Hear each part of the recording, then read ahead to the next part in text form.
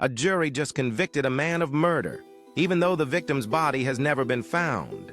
And her family says this is only the beginning. Maya Millete was a wife, a mother of 3 young children, a daughter, a sister, and a woman described by everyone who knew her as warm, vibrant, and deeply devoted to the people she loved. She was 39 years old when she disappeared from her home in Chula Vista, California, in January of 2021. And for 5 years, her husband Larry stood before the world and offered the same cold, calculated explanation. She left. She walked away from her family, from her children, from her life. She simply chose to go. The jury heard that story too, and on July 9, 2026, they rejected every word of it. To understand what happened to Maya, it is necessary to understand who she was and what her life looked like in the months before she vanished. Maya was a Filipino-American woman who had built her life in Chula Vista alongside Larry, whom she had been with for years. Together they had 3 children. By all outward appearances, it looked like a family, but beneath the surface, the marriage had become something else entirely. According to those close to Maya, the relationship had deteriorated significantly. Maya had confided in friends and family members that she was unhappy, that she felt controlled, and that she was considering divorce. She was not running away from her life. She was trying to reclaim it. That context matters enormously. Because when Maya was reported missing in late January 2021, investigators did not treat it as a routine missing persons case for long.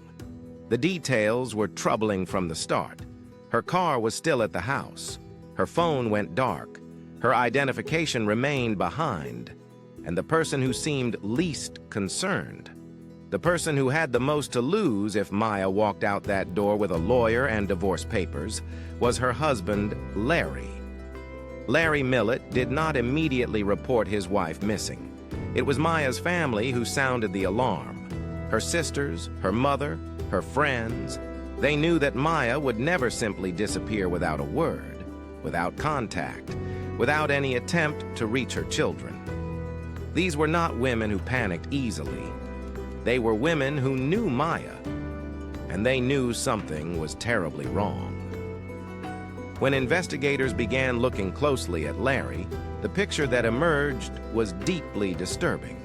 Searches of the family's digital history revealed that someone had been researching how to make untraceable poisons. Someone had been looking into methods of body disposal. These searches occurred in the period leading up to Maya's disappearance. They were not the idle curiosity of an innocent man. They were, prosecutors would later argue, the deliberate planning of someone who had already made a decision and was preparing to act on it. Larry was arrested in June of 2022, charged with Maya's murder. He maintained his innocence. He told anyone who would listen that Maya had left the family voluntarily, that she was alive somewhere, that he had nothing to do with her disappearance. It was a defense built entirely on the absence of a body, and for a time, it may have seemed like that absence could protect him. It did not. Prosecuting a murder case without a body is one of the most difficult tasks in criminal law. There is no physical evidence of cause of death. There is no crime scene in the traditional sense. Every piece of the case must be assembled from surrounding facts, from digital trails, from behavior patterns, from the words of witnesses who knew the victim and the accused.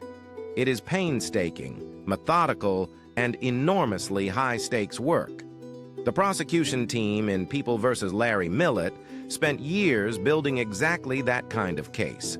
What they presented to the jury was a portrait of a marriage in crisis, a husband with documented jealousy and controlling behavior, a woman who had told multiple people she was afraid and wanted out, and a digital record of planning and preparation that pointed unmistakably toward premeditated murder. The internet searches alone were devastating. When someone types specific phrases into a search engine, phrases about poisoning, about concealing a body, about making a death look like something it is not, that is not coincidence. that is intent laid bare for anyone willing to look. And the jury looked. Throughout the trial, Maya's family sat in that courtroom and endured every grueling detail. They heard their sister, their daughter, their friend described in clinical and forensic terms. They watched Larry maintain his composure, his denials, his performance of innocence. They waited. They had already been waiting for 5 years. 5 years of not knowing where Maya was, 5 years of raising questions that went unanswered, 5 years of fighting to keep her name alive and her memory from being buried under the lie that she had simply chosen to leave. Maya's sisters in particular became fierce and public advocates for justice. They organized searches, they spoke to media, they refused to let the world forget that a woman was missing, that a mother's children were growing up without her, that someone was responsible. Their grief was immense, and their determination was absolute. In a case like this, where the perpetrator has every incentive to create ambiguity and silence, the persistence of those who loved the victim is not incidental to the outcome. It is essential. On July 9, 2026, after 5 years of investigation, 2 years of legal proceedings, and weeks of trial testimony, the jury returned a verdict of guilty, first-degree murder. The conviction was a seismic moment. For Maya's family, it was not just a legal outcome, it was a declaration that Maya's life mattered, that her disappearance was not a mystery, that a jury of ordinary people had looked at all the evidence and concluded, beyond a reasonable doubt, that Larry Millete killed his wife. The emotional release in the courtroom was profound and raw. There were tears. There were embraces. There was grief that had been compressed for years, finally finding somewhere to go. But there was also something else. The quiet, steely recognition that this verdict, as significant as it is not the end.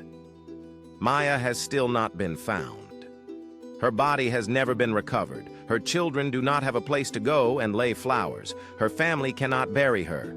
And that absence, that ongoing, unresolved, aching absence, is a wound that a conviction alone cannot close.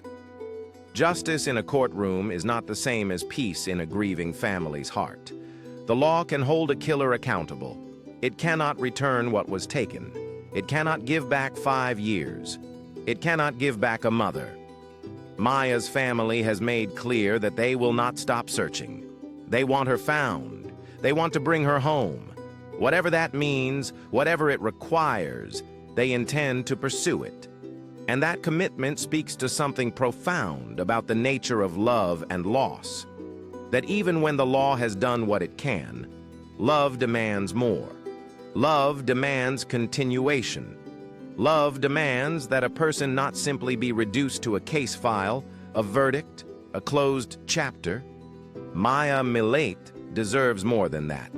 She was not a cautionary tale. She was not a statistic. She was a human being, curious, loving, brave enough in her final months to consider standing up for herself and starting over. That courage should not be overshadowed by the violence done to her. It should be remembered alongside it. Cases like this one carry a message that extends far beyond a single family in Chula Vista. They speak to the reality of domestic danger, to the fact that for many women, the most perilous moment in a relationship is not when a partner is violent, but when they decide to leave. The period of separation, the threat of divorce, the assertion of independence, these are the moments when risk peaks dramatically. Maya had confided her fears. She had sought a way out, and she deserved to find it safely. She did not, but she was not forgotten. And she was not believed to have simply walked away. Not by her family, not by investigators, and ultimately, not by a jury that spent weeks listening to everything, weighing everything, and concluded that the truth was exactly what the people who loved Maya always knew it